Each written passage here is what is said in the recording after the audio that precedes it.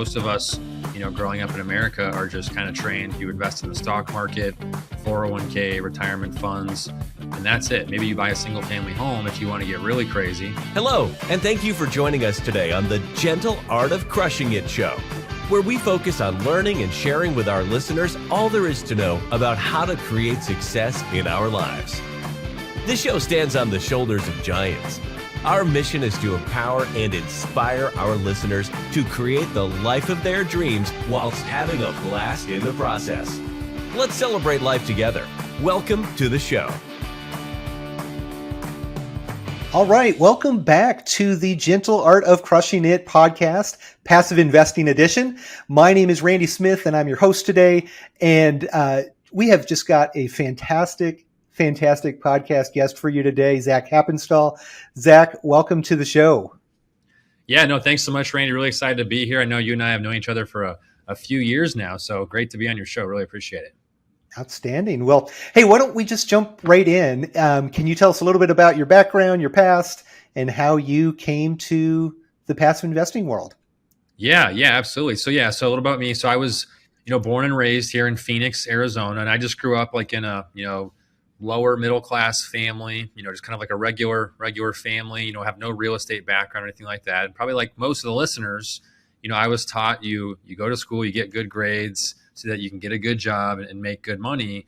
And that was kind of, the direction that I was going for. And so I got a journalism degree. I wanted to be a sports reporter. So I actually got a journalism degree. I was a live news anchor, sports reporter for Arizona PBS for a short time, which was really cool at first, Randy. And then I quickly realized you can't make any money in journalism. And I wasn't happy with it. It's not as fun when it's your job. And I was like, I don't want to do this. And I had student debt. I need to make money. And so I went into healthcare marketing, working for a hospice organization, which sounds kind of weird, but I would just wake up in the morning, drive all around Phoenix and walk in cold to like hospitals, doctors' offices, assisted livings, and build relationships with physicians, nurses, social workers. And when they had somebody who needed this hospice care, mobile nursing and caregiving, they call me and I'd be the first person to go meet with the family, educate them, get them signed up. And so sure. It sounds weird, but it's a very, competitive and lucrative private business industry. And it's all funded 100% by Medicare. So it's free for the patient. And anyways, long story short, I was fortunate to do very well in that industry and became, director of marketing, became a co-owner in the company. And by the time I was, 23, I'm making, 100K plus a year. I bought a house. I'm making more money than both my parents combined. I got my MBA at 24, paid it off cash. And so, by the time I was 26, I was fortunate to be making good money. I was financially established, making 200K plus a year with no debt. But I was very unhappy, right? And I never wanted to be in healthcare marketing my entire life. It was supposed to be a short-term thing just to get financially stabilized. And so I was really in search of how can I gain control back on my time, because I was just working crazy hours on call 7 days a week, just miserable. But I felt like I had golden handcuffs, and I didn't want to leave or didn't know what to do. And so, again, I had no real estate background, no rich uncle or any connection like that. But January of 2018, I resigned and I sold my equity in that company with no real plan. I just knew that I wanted to somehow create passive income through real estate. Okay. I had gotten my real estate license maybe a couple of years prior to that, but I never used it. It was just kind of a backup plan. And I knew nothing about investing, nothing about multifamily or syndication. I just learned. I read Rich Dad Poor Dad, probably like you and most people, a month before I quit, and that was really big for me. I was like, you know what, I need to buy assets. I need to have my money working for me because I just want control back of my time. I mean, I'm making good money and I'm not happy. So what's the point? So I quit the job. And I lived off of savings for over a year. And at first I was looking at, flipping homes. And then I was like, wait a second, that's transactional. It's kind of what I was just doing. That's not passive. Then I learned about passive income investing. I learned about mobile home parks. And my goal was I had almost 300K of cash that I had relentlessly saved for years following the Dave Ramsey plan and got that pop of equity from selling out in that company. My plan was to try to buy my own little mobile home park on a seller carry with all my cash. I cold called over 90 different mobile home park owners here in the Phoenix metro, that didn't work out. And finally, I started listening to podcasts like this one and reading books and learned about multifamily and syndication, which I had never heard of this before. Okay. Sure. And the whole concept of raising money from other passive investors and leveraging my time and energy in order to benefit them made a ton of sense. And I was like, that's what I should do, because I knew that, I was good networking with people, and I had a large network of physicians, healthcare business owners from doing my previous job. And I knew that all of those people also hated their jobs, but they were going to earn it, and they were stuck in it, and they had good money, but they don't know where else to put it. Right. I was like, that could be my thing. And so anyways, long story short, from the day I quit the job, it was about 14 months until we closed the first deal. It was a 36 unit, $3.5 million property. And I met my couple partners through that time. And we then started syndicating after that, raising money. And now since then, we've acquired 37 different properties here in the Phoenix Metro, worth over $1.4 billion of real estate, over 6,000 units. We have, Rise48 Equity. We're also do all the management in-house. Rise48 communities have over 150 plus employees. So we've been very blessed, Randy, to kind of, probably like a lot of people listening to this, I was just in search of passive income and then found this whole other realm, which we were able to really scale in a short amount of time. So that was kind of long-winded. That's the background. That is, there's so much information in there. You could probably have 15 episodes of each year of your life throughout that process. But let's take a step back if we can. I'm curious, when you're making a couple $100,000 a year, you got your MBA, like you had arrived, as far as like any other 25-year-old that I've met, or most other 25-year-olds that I've met to this point. Like, what are your friends? What are your family? What is your network? What are they thinking? What are they sharing with you about this? Do they think you're nuts? Do they think you're crazy? How did that go? Yeah, good question. It's a great question. So yeah, I think people were kind of questioning why I would do that. And they thought, and to be honest, like a lot of my quote unquote friends, I didn't really talk to a lot of people anymore from high school at that point, because I was just so laser focused on my goals. I was kind of like a lone wolf, you know what I mean? Just prior to that. And so I didn't really have any influences, negative or positive, on the outside, which I think helped me, in hindsight, because I didn't have the same goals as a lot of those people that I had, gone to high school or college with. Didn't really talk to them. My parents, they weren't like super negative, but you could tell they were skeptical, like kind of like, what are you doing? You know what I mean? And they had no idea how real estate works or anything like that. And so yeah, I mean, as I started getting going, I think the deeper I got into it, Randy, at first, when you kind of tell people your idea, like, okay, well, that's kind of cool. Like, you've been successful, you'll probably do well. But then month after month after month goes by. And I was dating my now she's my wife, Grace. But at the time we were dating, I remember going to like some of her like, family events and meeting like family friends. And it's very embarrassing when somebody says, what do you do? And I say, oh, well, I'm a real estate investor. And in the back of my mind, I know I haven't made any money in like 10 months, and I'm burning through my savings, lost all my confidence, have no identity. Like, oh, really? Like, what do you do? I'm like, well, I don't own any real estate yet, but this is what I'm doing. And you don't even want to get into it with people. You know what I mean? It's embarrassing. Right. So, yeah, absolutely. It's a tough mindset. And I got to the point where at first I felt insecure. I didn't want to tell people. And then you get to the point where you don't care what anybody thinks. And I think once you kind of get to that point, that's when you can really just embrace a new identity, whatever it may be. And I think that was important. Yeah, interesting. So you, and thank you for sharing that too. We don't always get into those type of details, but that, I would imagine that's a fairly lonely road. And you mentioned a term earlier, you said lone wolf, and I was somewhat of a lone wolf myself in corporate America, where you're kind of operating over here, everybody else is doing something different, and it can be a hard place to be. But I'm curious, what kind of skills, what kind of mindset, what kind of learnings did you bring from that into this real estate investing space, or the transferable skills maybe that came across with that? Yeah, 100%, Randy. So, I was always, my whole life, I shouldn't say my whole life, but most of my life growing up, I was just naturally introverted, right? And not a social person, insecure, don't want to talk to other people. And when I started doing the news anchor thing, that terrified me. Okay. I was so scared, but I knew I wanted to push my comfort zone. That was the first step. Then I went into outside sales, and that terrified me, walking into hospitals, talking to physicians when I'm in my early 20s, very intimidating. You know what I mean? And, but you get to the point where it's like in that sales job, I had so much pressure on me every single month. You know what I mean? It's like you could have the best month ever, and now it's start all over again, because now you set a bar, you have to perform, and there's nobody, you don't show up at an office. You got to go out, you got to wake up in the morning and you figure out your own schedule, and you drive around and you walk in cold on places and you build relationships. So I think that mindset, I was literally by myself every day, 50, 60 hours a week, driving around. And of course I go talk to people at these buildings, but I don't have colleagues, to interact with or to relate to really. That's the lone wolf mindset really, So I think that really helped me because it wasn't my business, but it's kind of an entrepreneur mindset where you have to go create, right? And like basketball fans, you know that some people need a point guard to create a shot for them, and some people can create their own shot. And that's kind of how I compare this is like, if you want to go do this, you need to be able to create your own shot, and you need to make something happen out of nothing. And so you have to have that kind of that independent mindset and be able to proactive and pick up the phone and set up meetings and, go make things happen. I think that's very important. And to your point, Randy, I think that's a good question, is that you can take other skill sets and experience from other industries or education and apply it to this industry, right? Because you're dealing with people, and at the end of the day, people and business is made up of people and relationships. And then it's just a matter of like, what is the business regarding? So I think that was important. Okay.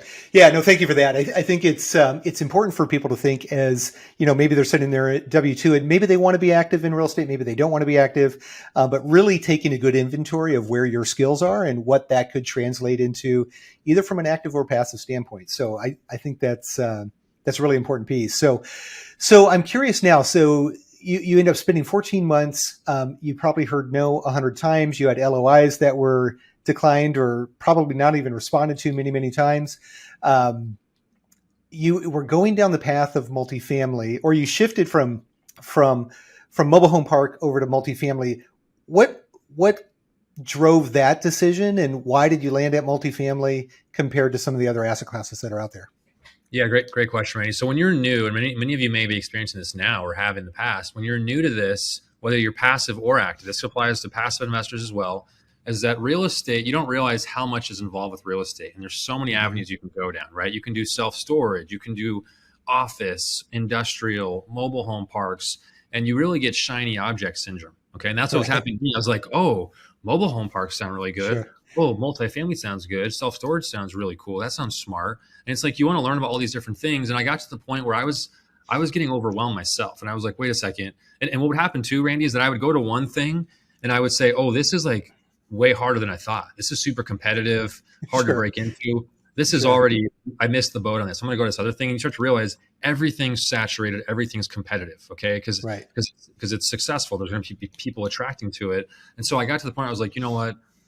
Everything is really competitive. Mobile home parks are no easier than multifamily, but I liked the multifamily because I felt like you could scale a business at a larger scale with multifamily as opposed to mobile home parks. And when I look at things like with multifamily, you can really force the appreciation and push rents by renovating units, increasing the rents. Whereas with mobile home parks, you pretty much have to replace the entire trailer to do that, okay, to increase your rents.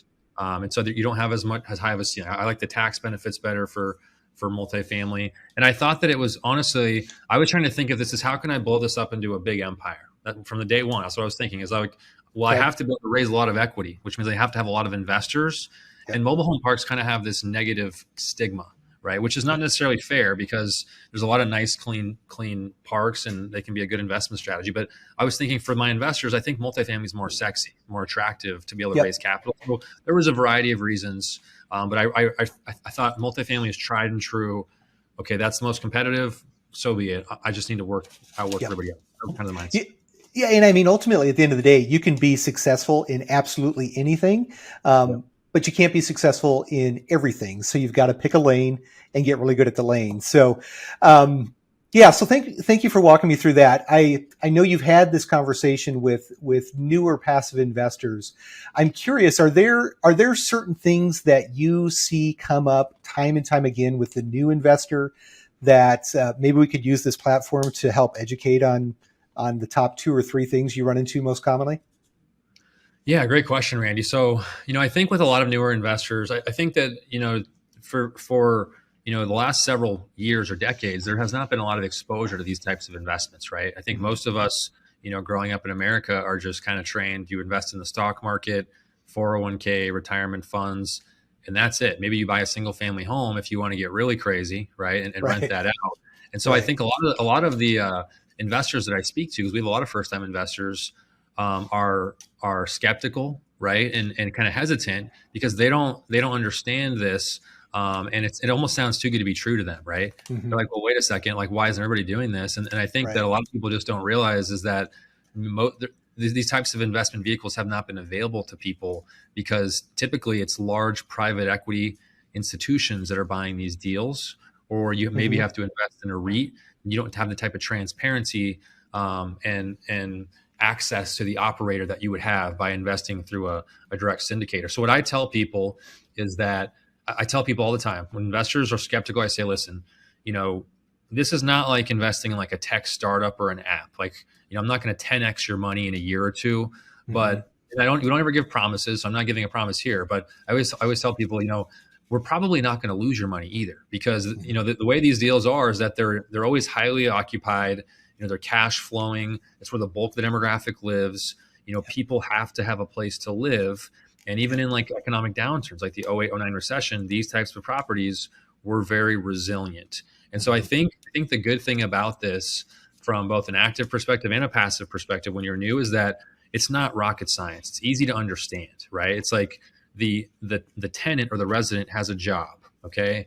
They're going to work, they're paying you for a place to live, and that money is flowing through to the investor, at its most basic premise. And, now with where the country is shifting, where home ownership is not only less desirable just due to, cultural shifts or whatever, but it's also less attainable because of interest rates, because of the cost of private single family homes. People want to be remote. They don't want to get caught into a home or a 30-year mortgage. So, I think a lot of newer investors, they feel comfortable with these types of investments because it makes sense to them. And then it's just a question of, okay, does the investor believe and trust in the market and the operator, right? And what's their track record? Because I think that once you educate investors, it just makes sense. It's not like you have much more visibility in this, as you know, Randy, than you do even into investing in like a mutual fund, because you just invested in 100 companies that you have no idea what's going on with them. A CEO could send a tweet and tank your stock, so you just never. Yep. Okay. Yeah. Thank you for walking through that. I think that's important. And certainly for the newer investor, I think half of the challenge is just getting comfortable with the process and understanding how dollars flow, what is your involvement as an LP investor, and what to expect from the operator. The thing I like about Rise48, one of the probably just as much as the returns that I've been getting from Rise48, is the fact that you guys are a fully integrated operator. You've got property management, you've got construction in-house, because there's really just a couple of things that can go south in these business operations that could potentially put your investment at risk. So I'm curious if you could kind of walk through some of the things that Rise48 is doing to make sure that those dollars the investor is wiring to you are as safe as they possibly can be in your hands, and you'll be a good steward with them. Yeah, great question, Randy. And that kind of, I'm going to kind of blend part of your last question into this question, because I think they were both good questions. And so, to kind of break it down to the most basic, concept for investors of what we do and what a lot of sponsors do across the country, and then I can explain how the vertical integration supports that, is that, we're essentially flipping these apartment buildings. Okay. So we're buying an apartment building, which maybe it does not have professional management in place. They're not optimizing the operations, because each one of these apartment buildings is run like a business. Okay. And so basically tenants are paying their rent every month, which is producing revenue. And then you're essentially, just like a business, there's a multiple to that revenue, which allows you to sell it for more than you bought it for, which is different than a single family home. And so what we're looking for is, we're not only looking for properties that have upside with the operations, but we're looking for what we call value add, where we can go in there and we can take a property that was built in the 1980s and has old flooring, old appliances, old cabinets, and upgrade all those items, right? New flooring, quartz countertop, stainless steel, so that you have a better product, you've improved the community, and it justifies a higher rent, and tenants are willing to pay that because they want a higher quality product. And when you increase the rent, you've increased the value of the property, right? That's really what we're doing at its most basic premise. And then selling or refinancing, or maybe we'll hold it long-term and cash flow to the investors. And so, in regards to where your dollars are going, and then how the vertical integration really helps to support executing that value add business plan. So the way we structure these deals is we create a new LLC for every single deal, which buys that one property. As a passive investor, when you're investing, you're actually buying shares or units of that LLC. So you have actual equity ownership percentage in an entity that owns the property. Okay, so as money is flowing into the LLC from the property, you're getting your pro rata share of that profit. Okay, so that's kind of how you're protected. And most sponsors across the country will use what are called third party property management, right? Where the sponsor raises the money from investors, then they use a third party company to do the on-site management, maintenance, construction, execute the renovations. And we did that initially too. It's most people will have to do that to start out. We've been fortunate to be able to scale in one market where we've created our own property management company, Rise48 Communities, which manages all of Rise48 Equity assets. So all of the on-site staff, maintenance, leasing managers is our staff, our full-time salaried employees. We do the construction management in-house. Okay, so our salaried staff is sourcing, bidding out, managing vendors, and we control our supply chain by purchasing all of our materials directly wholesale through a warehouse. So all of our flooring, countertops, appliances, everything. So what it does is it eliminates middlemen. It allows us to get a lot of efficiencies, not only from just an execution operation perspective, because construction is talking to the on-site management and they're on the same team, but we're getting wholesale buying power, right? And we've been able to kind of create a model or a blueprint. We can just rinse and repeat and stamp out unit after unit with the same renovation crews, the same materials, the same type of property in the same market. So we've reduced a lot of the execution risk, all right, because we've already kind of ironed it out. So, for us, it's about how do we create systems and processes that we can repeat over and over. And that's what we've been able to accomplish. And, what people will learn as a new passive investor is that, when you're investing in a larger apartment building as compared to a single family home, you're getting the benefits of economies of scale, right? And so we're basically just exponentially increasing our economies of scale advantage by bringing everything in-house. Are you interested in real estate investing but don't know where to get started or think you don't have the time or money? Are you stuck in your W-2 because the golden handcuffs make it hard to walk away? If this sounds like you, check out impactequity.net and schedule some time to talk with the founder, Randy Smith. Randy went from massive income to leaving his W-2 through passive income, and he can help you do the same. www.impactequity.net. Okay, awesome. Yeah, thank you for walking through that too. I think the integration that you guys bring, it gives you the ability to have control of more pieces of that business plan. And as a betting guy, I want to put the control in the guy who I have the most faith in completing that business plan. And you've shown time and time again here that you guys can do that. So, looking at the portfolio today, you guys have a very large footprint here in the Valley, Phoenix, for those that are outside of Arizona. With the changes that are going on in the marketplace, the lending space, can you talk about the current state of the existing portfolio? And for those investors that might already be invested with you, how comfortable and confident are you that business plan will continue to execute, distributions continue to get sent, and potentially new deals even coming down the road? Yeah, absolutely. So to give already some context, we've purchased a little over 6,000 units since we started, about 37 different assets, all in the Phoenix metro across 5 different cities, which is Phoenix, Glendale, Mesa, Scottsdale, Tempe. We sold 11 of those deals, a little over 1,000 units. Right now we have about 27 properties, over 5,000 units currently under management. We can get to any of those properties in 30 to 40 minutes. Okay. And for those of you who aren't familiar, the Phoenix metro is Phoenix is the 5th largest city in the country by population. Okay. So it's a very large city, a lot of people coming here. And so, to answer your question about the portfolio. So in the last 6 to 8 months now, since these interest rates really started hiking up in March of 2022, the great thing is that we've had no issue hitting our pro forma rents across the entire portfolio. So we're still hitting our projected rents. Leasing demand is very strong. We've had no issues with our supply chain. And the reality is there's not enough supply of housing for all the people coming here. Okay, so that is in our favor. However, with interest rates increasing, so quickly, what we've done and what most people have done the last several years is what's called adjustable or floating interest rate debt. Okay, meaning that your interest rate is a combination of 2 things. The lender has a spread, which is like a margin, their profit margin, which is fixed. It doesn't change.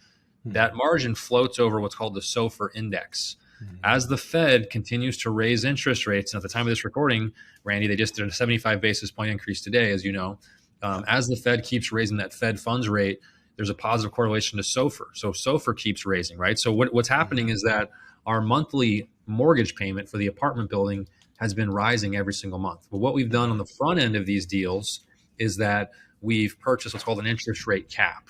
Okay. And we show investors on the front end of the investment, we have an interest rate sensitivity analysis, which shows investors, hey, this is what your return looks like with different scenarios of interest rates. In the worst case scenario, if it goes to the cap, this is what your return looks like. So they know, okay, I still like that return. I want to invest. Or they say, I don't want to invest. We've now hit the interest rate cap on every single deal. Okay. On every single deal in the portfolio, we've hit the interest rate cap. And that's pretty much the case across the country. From what I'm hearing from people. This increase that we've seen from March 2022 to now, as of today, it's November 2nd that we're recording this 2022. It's the fastest interest rate increase in this short amount of time since the 1980s. Okay, so over 40 years, we haven't seen this type of an increase. And so, as far as our portfolio, fundamentally, the market is still very strong. Like I said, we're still seeing strong leasing demand. We're hitting our projected rents. In our underwriting model for all these deals, it's always a 5-year conservative stress tested model. Okay, so for every deal since we started the company, long before this interest rate recession came about, we're assuming in our model that we buy a deal, there's immediately going to be a recession where the organic rent growth plummets immediately and stays there for 5 years. Vacancy increases, stays there for 5 years. And that even with that downturn, we hold through the recession, execute our business plan by renovating 100% of the units, then sell in year 5. That's how we underwrite the deals. Well, in the last few years, Randy, as you know, because you've been in a lot of these deals, is that in reality, we'll blow through 30 to 50% of these interiors renovations in like the first 9 to 12 months. Then we hit the brakes. We stop renovating because we wanted to leave classic units or meat on the bone for our sale for the next buyer. Where we've said, hey, we've renovated 50% of units. We got a $300 rent increase. We've approved the concept. And if you want to buy this, Mr. Buyer, you can do the same thing. That allows us to sell the deal at a lower cap rate to get a high valuation, open up our buyer pool to more value. That's what we've been doing in reality. Well, now, to answer your question about how are we adjusting, how is this affecting our portfolio? Well, now, because interest rates are so high, this market in Phoenix and across the country the last 6 months has completely shifted from what was a seller's market, where sellers had the advantage the last 5 to 7 years, to now a buyer's market. Because, because basically values are down in the short term because the interest rates are so high, you can't get to those higher purchase prices because your debt is more expensive. So we are now planning to renovate 100% of units on all of our portfolio. Okay. There was probably 3 or 4 deals we bought last summer where we had gotten through 30 to 50% of interiors and we stopped at the beginning of this year because we were positioned to sell. We've now fired renovations back up and we're going to start renovating. And the purpose of that is because we want to maximize the revenue and the NOI across the property so that by the end of next year, at the worst case scenario, if we can't sell it, early. And again, the longest deal that we've owned right now, we've only owned it for about 18 months. Okay. And these are 5-year holds, 5-year projections. We've sold everything prior to what we bought from June 2021 till now. Okay. We've sold the other deals besides that. And so, I've been telling investors, and I can't go into, LP returns due to SEC regulations, but, we've been hitting 5-year projections on average in about 18 months across the deals that we've sold. I'm telling investors going forward, it's going to be taking us at least 24 to 36 months or more to hit the same returns we were hitting in 12 to 18 months because interest rates are higher. So your debt is more expensive. And what we're seeing across the country right now is a normalization of organic rent growth where, the huge surge of organic rent growth that we saw post-COVID is starting to slow down now that we've hit 2022. And so because of those two reasons, hold periods are going to take a longer period of time. But even if we can hit, our 5-year projections in 3 to 4 years, that still drastically exceeds the 5-year projection. And again, we always tell investors it's a 5-year projection. So I think that, across the portfolio, we feel very confident, Randy, in the Phoenix market and our portfolio. We're still looking for new deals, where they can make sense. I think that we're starting to see a lot of those Class A tenants we think are starting to now trickle down into our Class B space. Okay. Because I think that the last 3 to 4 years, the market was so strong, the economy was great. And you got a lot of building of new Class A apartments. Well, the cost to build is so expensive, as many people know, it's well documented, supply chain issues, et cetera. In order to make those new build deals pencil, you have to command premium rents, right? Well, in a good market, that's fine. But now that inflation has stayed so high for so long, this is my last point, then I'll let you get your next one, Randy. I know I'm going on here. But now that inflation stayed so high for so long, a lot of those tenants have their average daily living costs have just kind of engulfed them. And so now we're starting to see those people trickle down to a more affordable space, which is what we do, is like a B-class workforce housing. So we feel like we're in a phase where we basically just need to weather the storm, maintain high liquidity at the asset levels, continue to renovate the plan. So the business plan is not changing. If anything, we're going to pick up on the accelerating the renovations and just go through our initial plan because it was a 5-year stress test. So I'm curious then, if not that the business plan has changed, but maybe the actual execution and the timeline has changed. It puts a heavier emphasis on your construction team and puts, increases the dependability or the emphasis on the effectiveness of that team. So I'm curious, have there been a lot of changes within your organization, or are you investing more heavily in that division? What kind of changes are you making there to satisfy that need, I guess? Yeah, you're exactly right. I think the last several years, anybody can buy a deal and you're going to have organic appreciation, cap rate compression. You don't even have to renovate units and you're going to get a good return, right? And it makes everybody look smart. And we've been, big benefactors at ourselves. But I think going forward, that the stronger operators are going to separate themselves to be able to, truly stay on schedule and on budget. And so, for us, we just got our GC license, so we're going to be starting to bring in construction in-house as far as the skilled labor. We've been using 9 or 10 different construction companies to do skilled labor. Then we do the construction management in-house. We're not really changing anything that we've done as far as our supply chain because that's already been very strong. We just put in orders this week, for a couple more properties, and we're really buying more materials further in advance so that we have a stockpile of flooring, quartz countertops, cabinets, et cetera. So we'll have that good supply and inventory in place.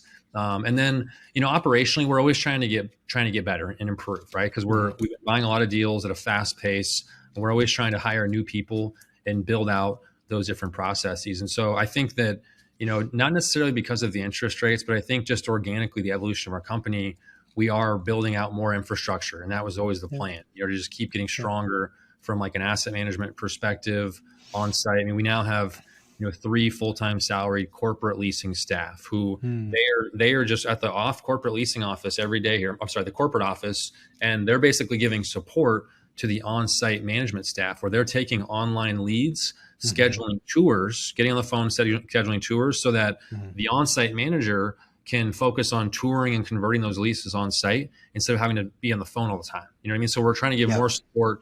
And that's a big advantage that we have right now, Randy, and why we did the in-house management is that third-party property management is a very crappy business model. Okay, you cannot make a lot of money. Okay, so it's very hard for them to provide extra resources that benefit the property because they have to make a profit, and they cannot afford to compensate quality talent. Is just the reality of it, and that's part of the reason we had to transition away from it. So for us, we started the property management company not to make money. We just needed to break even. We want to support the operations. So there's a lot of things that we do where we have, very lucrative incentives for leasing, for different metrics, for not only the on-site property managers, but for our regional managers. We do biweekly in-depth meetings, which take about 3 hours with our regional directors and our VP of operations. We go through every single deal. We go through the entire P&L, the business plan, how's the staff. In the last 2 weeks, I personally have visited every single one of our properties, 27 properties. And I don't tell anybody I'm coming. I just pop in there. I hit 9 yesterday. I had nine properties yesterday.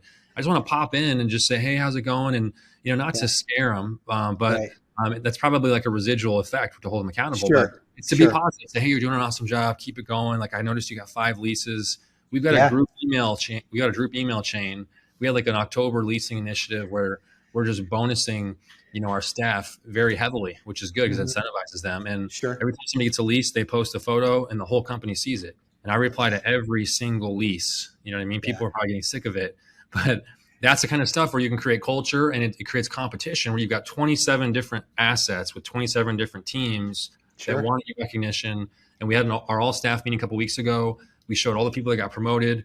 We showed these are the properties performing the best. These are the ones that need to step it up. So it's like we've tried to create this accountability and competition internally, which, has helped a lot. So there's little things like that we're trying to really focus on. Yeah, I love it too. And I mean, ultimately, you have developed a very, very large organization in a relatively short amount of time. And the things that I'm seeing your organization doing, not only from, you do employee appreciation days quite regularly. I see those things. I'm seeing a lot of activities at the site level or at the unit level. So you're getting the communities involved as well. And I think I saw something earlier this week where there were some Zach impersonators running around the office with, Zach ties and stuff on. So it seems like you're really creating a very fun, high performing culture. So it's neat to see that, but I'm curious, like, how do you maintain that, and what does the future look like for the organization, and how are you inspiring and leading those groups to do the great things you're doing? Yeah, no, great question, Randy. And yeah, I mean, I think it's kind of a cliche, right? People throw around the word culture, and people are like, what does that mean exactly? What is leadership? What is culture? And I'm not going to tell you I'm an expert on culture or leadership. I mean, what do I know? But I was able to, again, kind of like we were talking about earlier, when I was working for a hospice organization, I became a president and co-owner of a hospice organization. We quickly scaled that company from 50 to 110 employees and then sold it in 18 months. That gave me a lot of good experience of like quickly scaling, different industry, obviously, but scaling, being a leader, so to speak, or a role model. And so the way that I see it, what I try to do and what I tell our managers to do, because we've got multiple directors and then managers and then staff below them, is that you have to lead by example, right? And so if I'm putting out my best effort, if I'm getting here before everybody every day, and if I'm the last one to leave, they know what car is yours in the parking lot. It sets a tone. You don't have to say anything. I mean, it sets a tone where that's the expectation is that, hey, if the top level is working hard and they truly care, well, then I want to work hard. And then you got to bring energy. You got to hold people accountable. And we made that very clear in our all staff meeting a couple of weeks ago. My message to everybody was that we want to be the best at what we do, and we need elite people. You don't have to have elite talent, but you need to have an elite work ethic. And that really resonates with people. And I told people too, I said, this is not a corporate structure. Like, we'll promote you in 3 or 4 months if you're doing very well.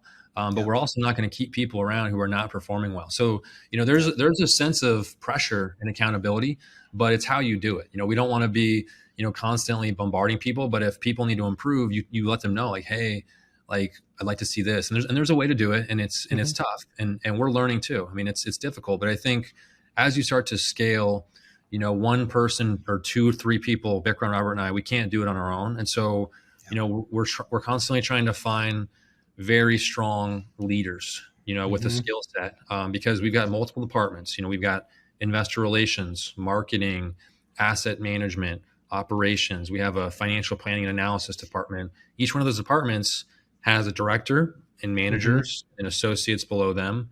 And so you have to find the right person to manage that staff, and that's very key. And on LinkedIn, everything looks grand and jolly. Well, we've fired people when they're not performing. You know what I mean? Sure. It's like, if you're not going to perform, we will cut you because we're trying to be the best. So I mean, I think it's all about what you want to create. And at the end of the day, though, it's like, if the ownership starts to slack off, people will see that, and it's going to resonate throughout the entire company. So Vikram and I were just talking the other day, is that I think the challenge that we have now as an organization is that the last 2 to 3 years, we've been full speed ahead, and we're buying deals. Everybody's busy. Everybody's motivated. There's an adrenaline rush. Well, now things are slowing down. Okay. So it's like, how are we going to improve when we're not buying deals? What are we going to focus on to improve the company? Okay. Who's going to stay motivated? And as ownership, we need to show that we're still motivated and that we're holding people accountable, because we don't want people to get complacent and stop working hard. Right. Because we show up to this office every single day. And so that's something that you have to really kind of keep in mind. Awesome. Yeah. Well, you've proven you've been a good steward of the Smith household's finances to a large extent. We love Rise48. We have drank the Kool-Aid, and we've obviously we have stated a large portion of our business with Rise48 as well. So we appreciate the partnership up to this point, and excited to see what you guys are doing, and have full confidence in everything that you guys are doing there, and have been very loud advocates of the entire Rise48 community. So thank you for all that you're doing there. No, thank you. We really appreciate that. Yeah. Well, let's kind of shift gears a little bit. I would definitely want to be cognizant of your time. I do have a couple of questions I'd love to ask that I ask all the guests on the podcast. For the passive investor who's just getting into this space, do you have any suggestions or ideas or educational content or resources that you would suggest for the new passive investor? Yeah. No, it's tough because I think it can be overwhelming. I think the good thing to the advantage of a passive investor who's new is that there are a lot of resources out there. So I think that you really should start to consume podcasts, like this one, and several other podcasts. That's what I did initially. There's like audio books, different books you can find online. And I think you need to first understand the asset class that you're interested in. Okay. If you're going to invest in multifamily, understand how that works. You don't have to be an expert, but understand on a high level how it works. If you're going to invest in self-storage, what are the pros and cons of self-storage, right? And then you need to try to focus on, okay, what are some of the best markets for this asset class that I think that are strong and insulated, and how does that match your goal? Like Phoenix, for example, as you know, Randy, firsthand, is not a very high cash flow market. But it's a large equity multiple market. You can grow the money quickly. You're not going to get as high a cash flow during your investment as like a market like Dallas. Dallas, you'll have higher cash flow, but you're probably not going to have as high of a multiple on the back end due to property taxes, insurance, things like that. And so, what is your goal as an investor? And then try to find a market that aligns. And then after you've kind of identified those two things, then you want to start to vet operators, right? And I think, you can go on a website. Hopefully some of the operators you're looking at have been on podcasts, so you kind of get a little bit about them that way. But hopefully they're available where you can set up a phone call with them and start vetting them. And I think as a passive investor, a new one, I think it can be very intimidating, right? To reach out to a sponsor who is supposedly an expert, they appear to be one online, but who knows? But I think that you have to kind of be vigilant, right? And if they want your money, if they want to raise money from you, then they should be willing to talk to you, or at least somebody from there. So you should reach out to them, kind of vet them on what they do, and things like that. But there's so many different podcasts now, so many different books. And I think that if you just start to Google, stuff, that you can really, really learn a lot. And I think you have to be careful because, as you know, Randy, there's just, somebody could be on one podcast and then be perceived as an expert, right? So it's kind of like you need to kind of dig in, like what's their track record, what have they done, and things like that. Yeah, we spend a lot of time on the podcast walking through that due diligence process and the operator and the markets and the deal. But I think you said it, right? Like get to know the actual people that are doing the work and being the stewards of your money. Make sure you know, like, and trust them and follow them for a while. You don't have to jump into that first deal right away.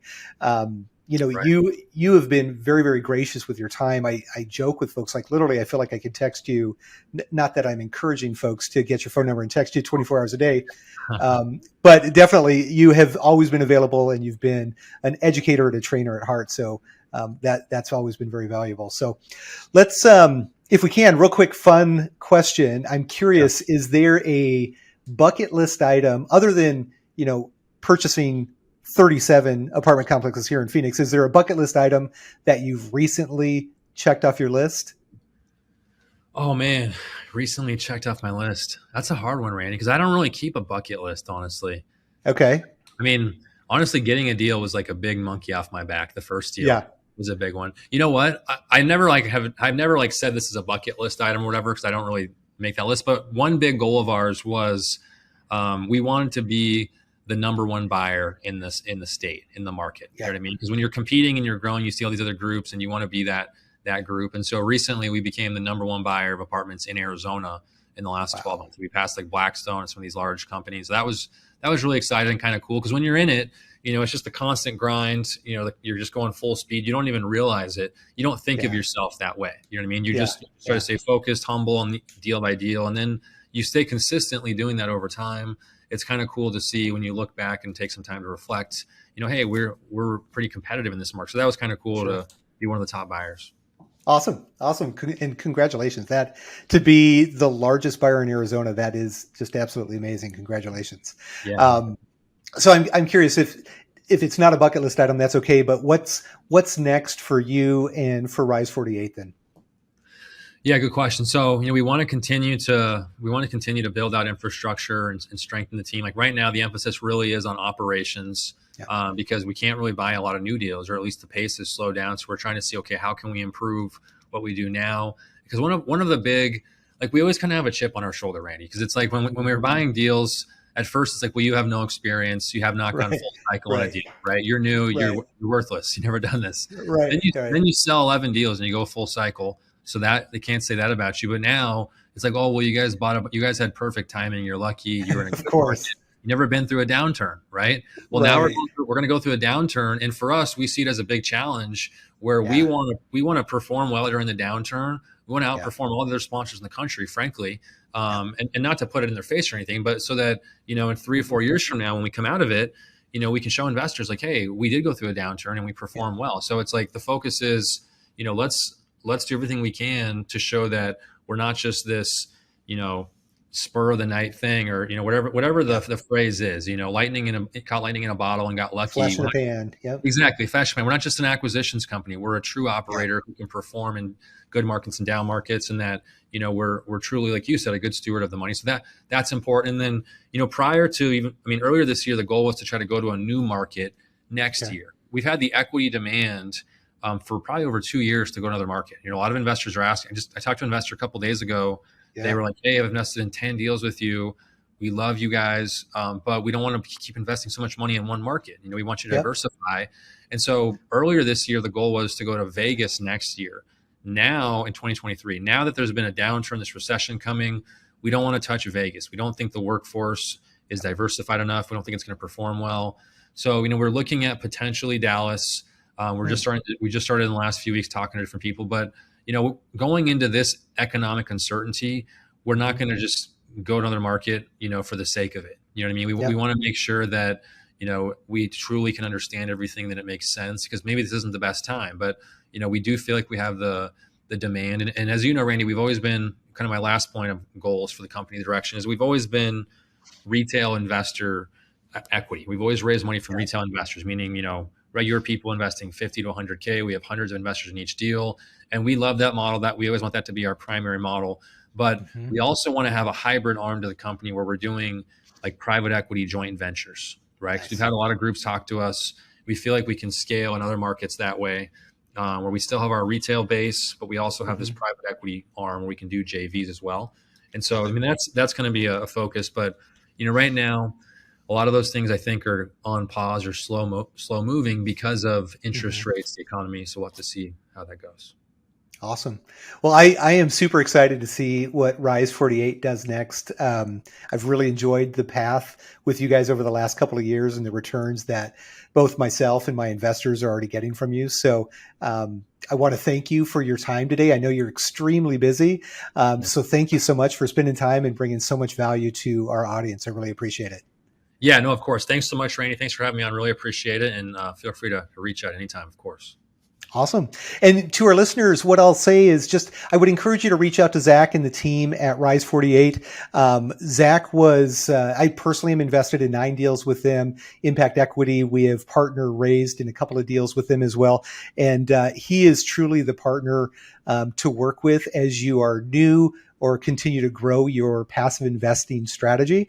I don't think there's anybody better in the marketplace to partner with, and could not say enough good things about him. So connect with Zach, and we appreciate the time that you guys spend with us. Again, as always, your goal should be to get as educated as you possibly can to gain the confidence and the inspiration to invest in that first deal. And once you do, I am confident that you'll see the returns and be happy with the process and continue to grow your passive investing income. So thank you again for being on the show with us. And we look forward to having you guys with us on another episode. Thank you. Well, there you have it, ladies and gentlemen. Another episode of The Gentle Art of Crushing It. It was an amazing episode. We know we sure learned a lot, and we hope you did as well. We want to take a second and thank you so much for viewing or listening to this episode.